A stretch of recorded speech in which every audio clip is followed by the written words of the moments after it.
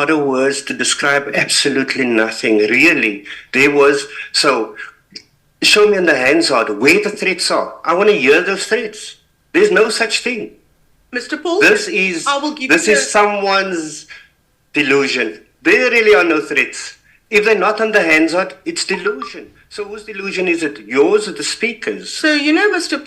You can raise a point of order at any time. The fact that the speaker said no points of order, that is against the rules. The rules say. Sorry, Mr. Paulsen, that's a different issue. I'm asking you. No, and there was an attempt to raise a point of order, but the speaker wasn't willing to listen to anyone.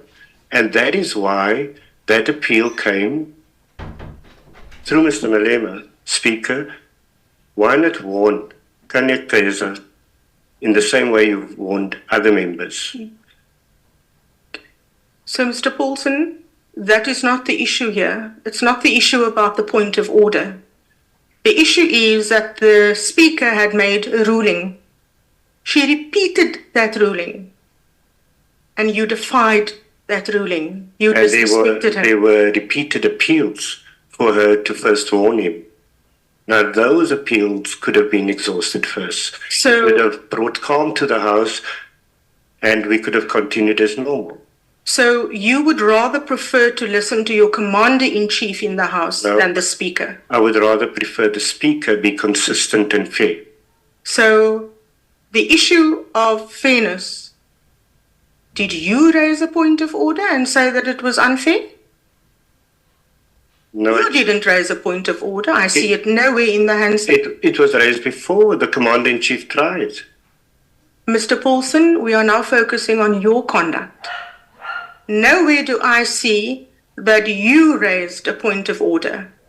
All I see in Hansard and on the video, as the committee will, is that without raising anything, you decided to listen to your commander-in-chief. No, I didn't listen to him. And then, if you can permit me to finish, I'm suggesting to you, I'm putting this proposition to you, and then you can answer. It's a suggestion, by the way. That you prefer to listen to your commander-in-chief than the Speaker, and you physically intervened. No, I take umbrage to what you implied. I'm not finished, Mr. Paulsen. No, I take umbrage to it. Madam Chair? Honorable Paulsen, please give a chance to speak, and then you will also be allowed to respond for the smooth running of this proceeding. Thank you. Please. Thank you.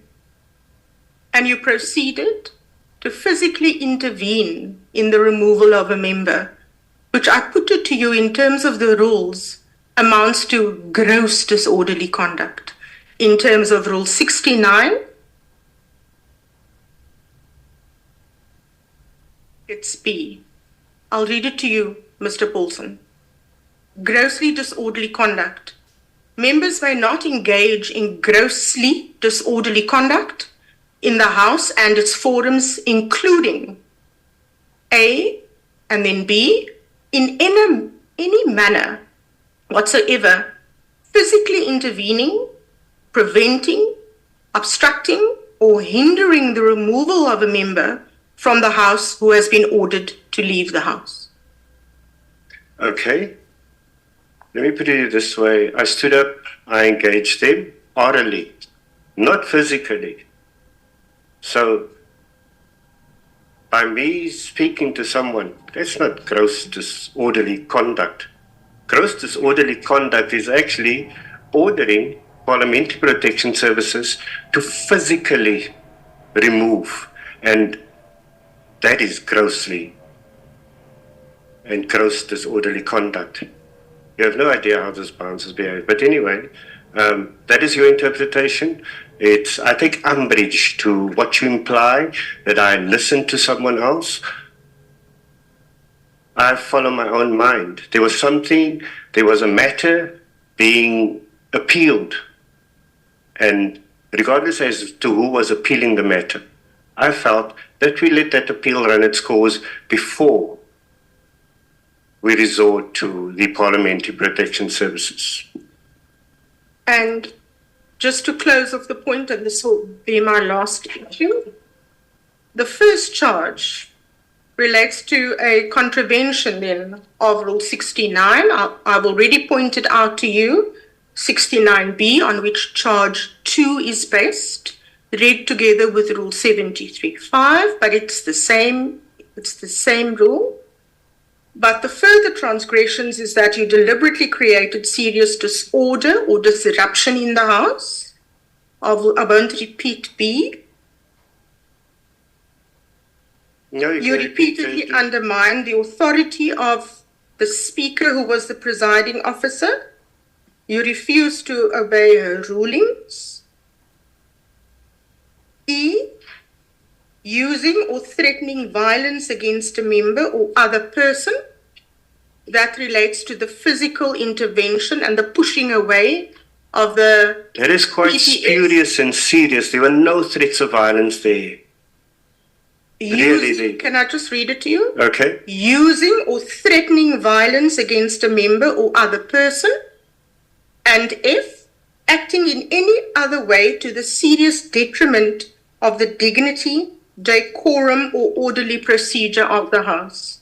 So my final What a lot of words to describe absolutely nothing, really. There was, so, show me on the Hansard where the threats are. I want to hear those threats. There's no such thing. Mr. Paulsen, This is someone's delusion. There really are no threats.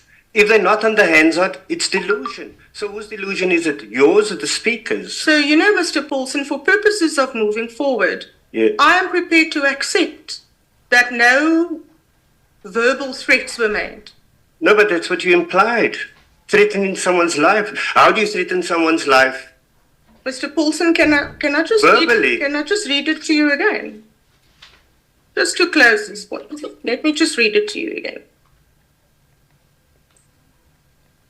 Here we go. Using or threatening violence against a member or other person. So I'm asking you, show me in the Hansard, Mr. where does it Paulsen, say could you give there's me an opportunity? a threat of violence?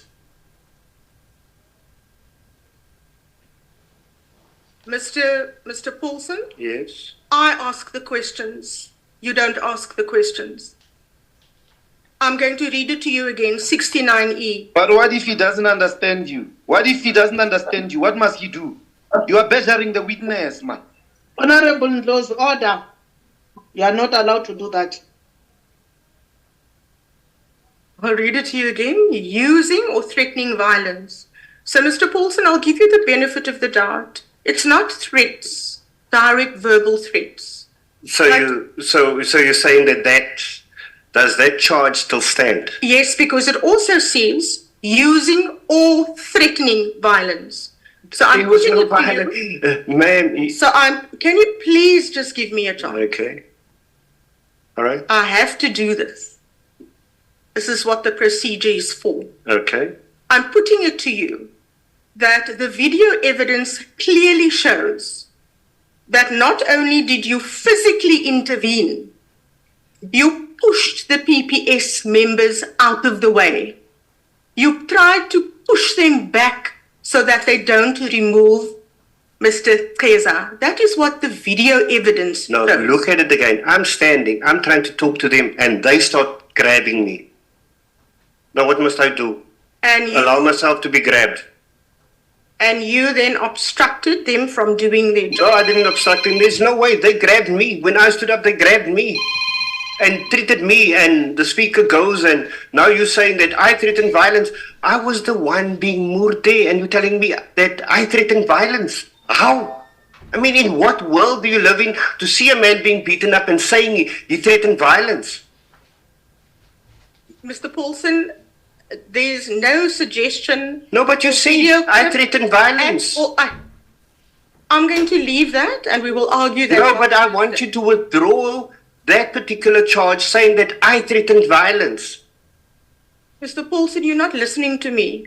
I'm telling you, and I'm repeating it. And if I... And I'm telling you, withdraw- I did not threaten anyone with violence. If I did, there would have been people in hospital. Serious.